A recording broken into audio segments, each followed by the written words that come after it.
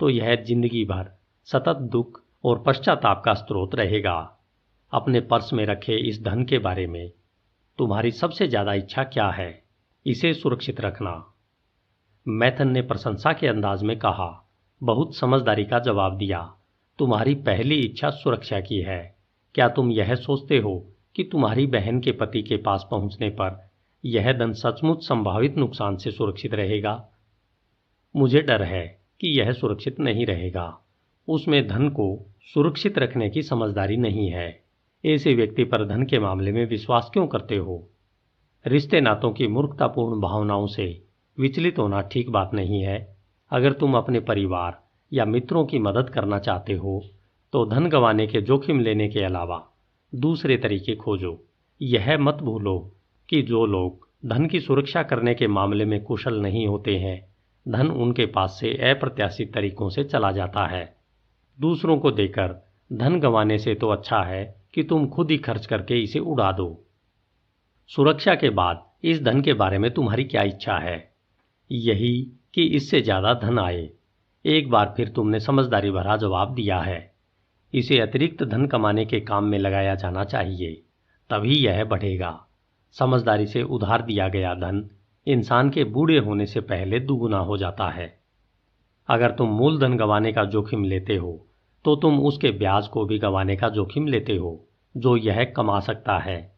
इसलिए अव्यवहारिक लोगों की काल्पनिक योजनाओं से मत डगमगाओ, जो सोचते हैं कि उन्हें आपके धन से बहुत बड़ी रकम कमाने के तरीके मालूम है।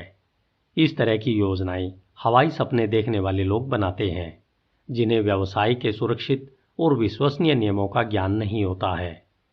अपने धन पर तुम कितने प्रतिशत ब्याज चाहते हो, इस बारे में तुम जमीन पर ही रहना, ताकि तुम्हारा मूलधन सुरक्षित रह सके और तुम उसका आनंद ले सको। बहुत ज्यादा लाभ कमाने के लालच में आकर उधार देना नुकसान को आमंत्रित करना है। खुद को ऐसे लोगों और योजनाओं से जोड़ो जिनकी सफलता प्रमाणिक हो चुकी है, ताकि तुम्हारा मूलधन उनके कुशल प्रयोग से अच्छी कमाई करे और उनकी समझदारी तथा अनुभव द्वारा सुरक्षित रहे। इस तरह तुम दुर्भाग्यों से बच सकते हो जो अधिकांश इंसानों पर उस समय आते हैं जब ईश्वर उन्हें धन प्रदान करता है। जब रोडन ने मैथन की समझदारी भरी सलाह के लिए उसे धन्यवाद दिया तो मैथन ने कहा, सम्राट का तोहफा तुम्हारा काफी ज्ञान बढ़ाएगा। अगर तुम सोने की 50 मोहरों को सुरक्षित रखना चाहते हो तो तुम्हें बहुत समझदारी से काम लेना होगा। तुम्हारे सामने कई प्रलोभन आएंगे, तुम्हें बहुतेरी सलाहें दी जाएंगी, तुम्हें अविश्वसनीय लाभ देने वाले असंख्य अवसरों की योजनाएं बताई जाएंगी। निशानियों वाले संदूक की कहानियों से तुम्हें सचेत हो जाना चाहिए। जब तुम अपने पर्स से सोने की मोहरें निकालकर किसी को उधार दो तो पहले यह सुनिश्चित कर लेना चाहिए कि वे सुरक्षित रूप से तुम्हारे पास वापस लौट आएंगी। अगर तुम्हें आगे कभी मेरी सलाह की जरूरत पड़े तो तुम बिल्कुल मत हिचकना। सलाह देने में मुझे बहुत खुशी होती है। जाने से पहले उस वाक्य को पढ़ते जाओ जो मैंने अपने निशानियों वाले संदूक के नीचे लिख रखा है। यह कर्जदार और साहूकार दोनों पर लागू होता है। बड़े पश्चाताप के बजाय थोड़ी सी सावधानी बेहतर है। धन्यवाद। hindiaudiobook.com। अध्याय 7, बेबीलोन की दीवारें। hindiaudiobook.com। बांजर नामक वृद्ध सैनिक बेबीलोन की दीवारों तक ऊपर जाने वाली सीढ़ियों पर पहरा दे रहा था। ऊपर बहादुर रक्षक दीवारों की रक्षा करने के लिए युद्ध कर रहे थे। उन पर इस महान शहर और इसमें रहने वाले लाखों नागरिकों का भविष्य निर्भर था। दीवारों के पार से हमलावर सेना का शोर सुनाई दे रहा था। बहुत से लोगों के चीखने की आवाजें आ रही थी।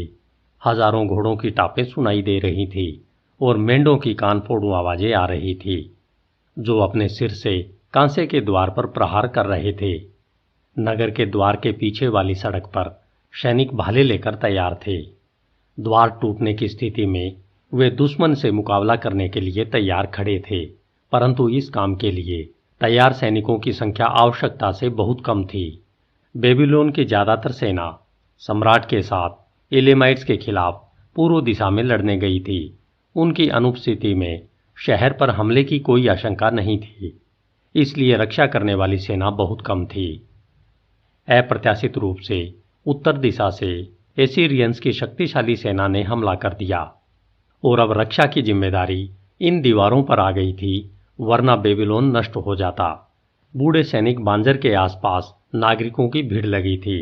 दहशत के मारे सबके चेहरे सफ़ेद थे और वे युद्ध की ताज़ा स्थिति जानना चाह रहे थे। खामोशी से उन्होंने घायल और मृत सैनिकों की कतार देखा, जिन्हें उस रास्ते से लाया जा रहा था। यह हमले का महत्वपूर्ण मोड़ था। दीवारों के 3 दिन तक चक्कर लगाने के बाद दुश्मन ने अचानक अपनी पूरी ताकत इस हिस्से और इस दरवाजे पर लगा दी। दुश्मन मंच बनाकर और सीढ़ी लगाकर ऊपर चढ़ने की कोशिश कर रहे थे। उधर दीवारों के ऊपर मौजूद बेबीलोन के सैनिक तीरों और खोलते हुए तेल का प्रयोग करके दुश्मन को ऊपर पहुंचने से रोक रहे थे।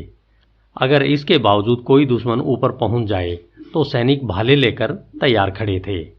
सैनिकों पर दुश्मनों के हजारों तीरंदाज तीरों की घायल बौछार कर रहे थे। बूढ़े बांजर की स्थिति युद्ध की खबर देने के हिसाब से बहुत अनुकूल थी। वह युद्ध के सबसे करीब था और उत्साही आक्रमणकर्ताओं के हर ताजे हमले के बारे में उसे सबसे पहले पता चलता था।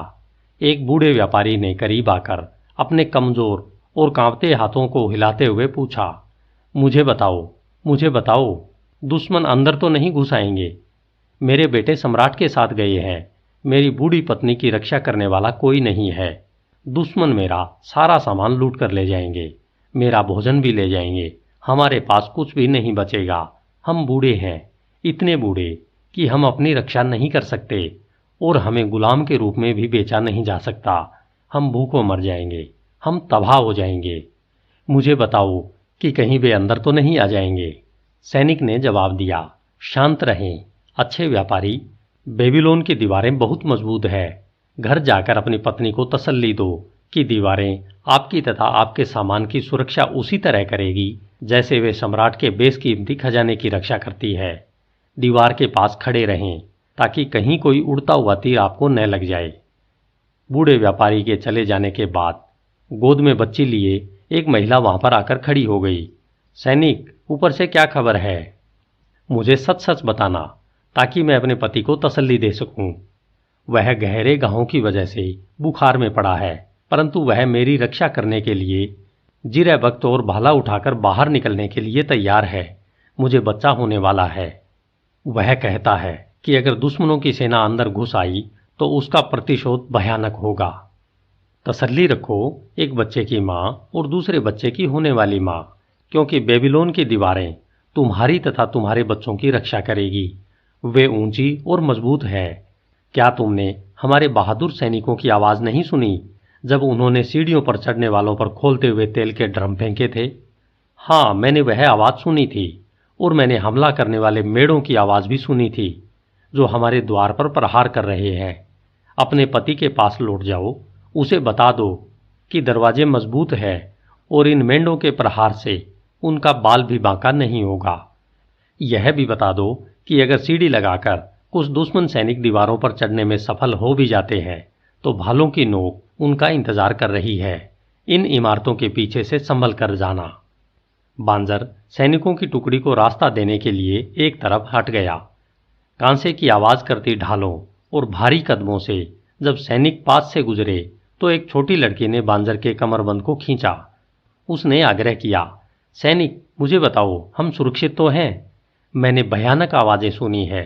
मैंने सैनिकों को लहूलुहान देखा है। मैं बहुत डर गई हूँ। हमारे परिवार, मेरी माँ, छोटे भाई और बच्चे का क्या होगा? बच्ची को देखकर बूढ़े सैनिक ने अपनी आंखें झपकाईं और अपनी ठुड्डी को आके निकाल लिया। बेटी, डरो मत। बेबीलोन की दीवारें तुम्हारी और तुम्हारी माँ, तुम्हारे छोटे भाई और बच्चे की रक्षा करेगी। शहर को सुरक्षित रखने के लिए महारानी सेमिरेमिस ने 100 साल पहले ये दीवारें बनवाई थी। आज तक दुश्मन उनके पार नहीं आ पाए हैं। जाकर अपने परिवार वालों से कह दो कि बेबीलोन की दीवारें उनकी रक्षा करेंगी और उन्हें डरने की जरूरत नहीं है। हर दिन बूढ़ा बांजर अपनी जगह पर खड़ा होता था और गलियारे में से सैनिकों को ऊपर जाते देखता था, जो वहां पर तब तक लड़ते रहते थे जब तक कि वे घायल न हो जाएं